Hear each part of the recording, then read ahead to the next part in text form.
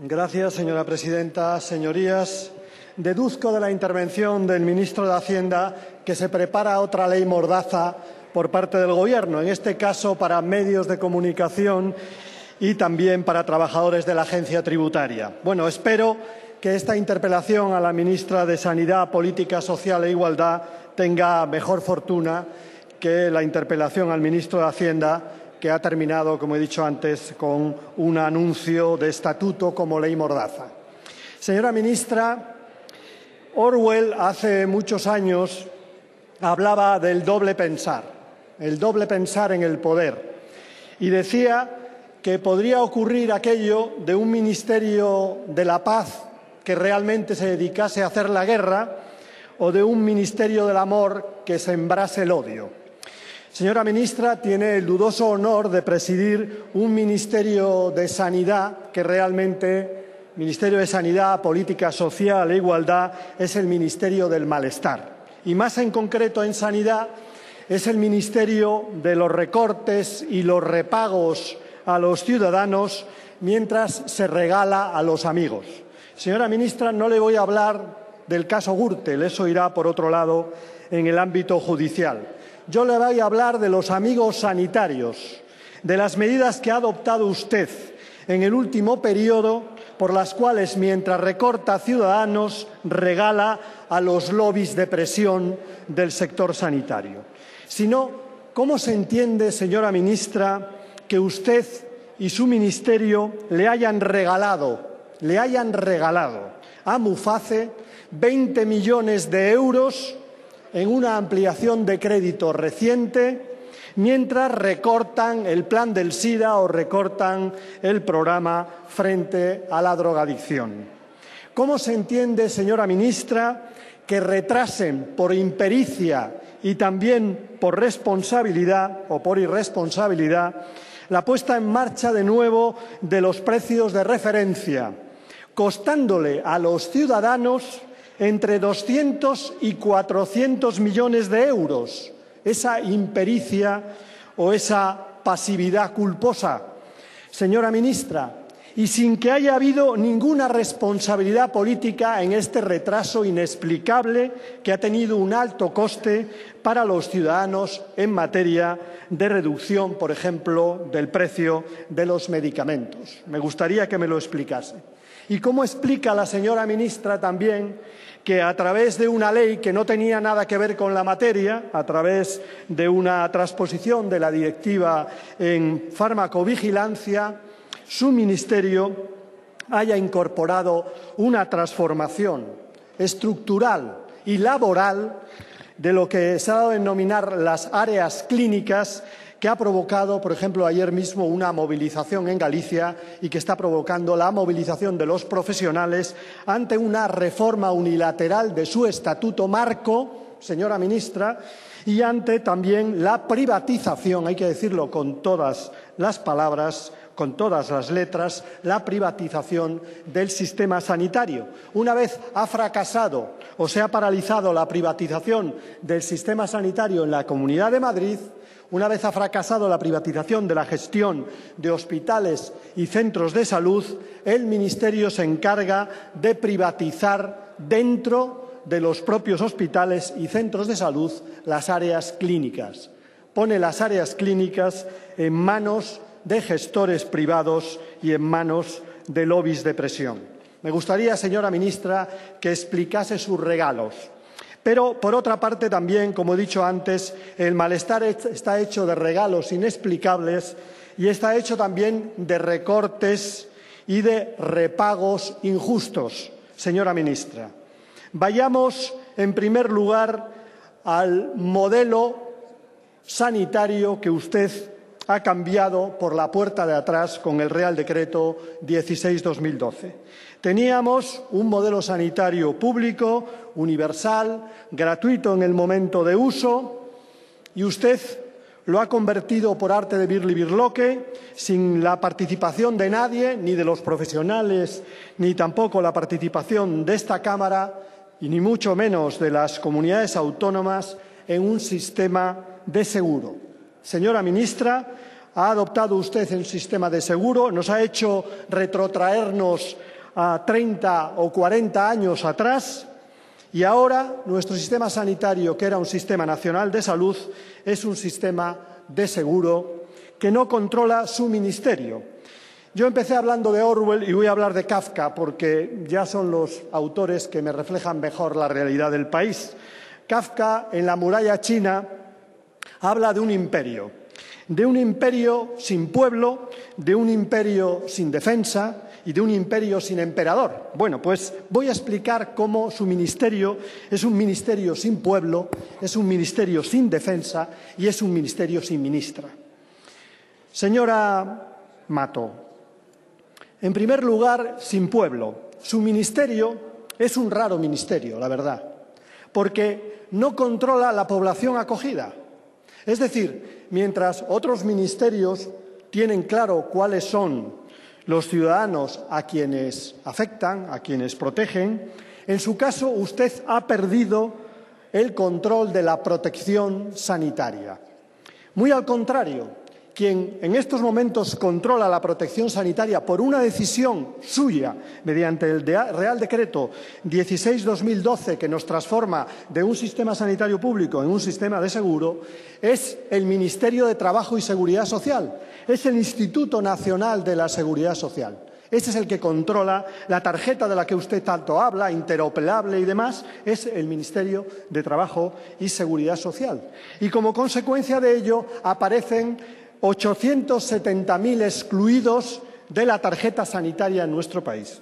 Eso no se explica, señora ministra, únicamente con los inmigrantes sin papeles.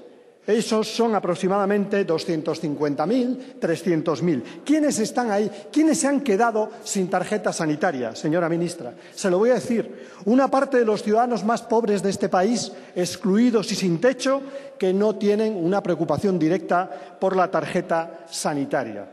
Otra parte en una interpretación del Ministerio de Trabajo y Seguridad Social que tiene que ver con inmigrantes, que tiene que ver con hijos de emigrantes españoles, que tienen que ver con personas que han perdido la protección al desempleo, un conjunto de ciudadanos que ya no tienen protección sanitaria.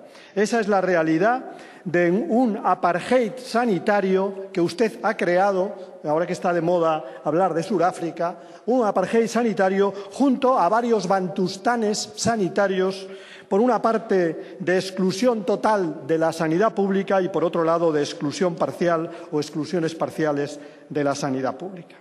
Por otra parte, señora ministra, usted, como consecuencia del Real Decreto 16/2012, ha puesto en marcha recortes y repagos que están provocando un profundo malestar en la sociedad española. Me voy a fijar inicialmente en los repagos porque es de lo que más propaganda ha hecho usted durante los últimos meses, aunque entra en contradicción con respecto a las cifras, pero en un año usted dice haber ahorrado como consecuencia de los repagos, habría que ver si es ahorro o es ingreso, haber ahorrado 1.500 millones de euros. Hablan de 2.000 millones de euros en un año y 4 meses. Bueno, señora ministra, eso tiene usted que explicarlo en esta Cámara. Tiene que explicar qué parte de esos ingresos devienen de un incremento del repago, qué parte de esos ingresos devienen de un incremento del repago o de una introducción del repago en pensionistas, pero sobre todo lo que tiene usted que explicar en esta Cámara es cuáles son las consecuencias del repago, es decir, si hay consecuencias disuasorias para la mala utilización de los fármacos o si, por el contrario, como nosotros pensamos, hay consecuencias de injusticia para la utilización de los fármacos. Es decir, si ese repago está provocando que pensionistas y enfermos crónicos abandonen su medicación.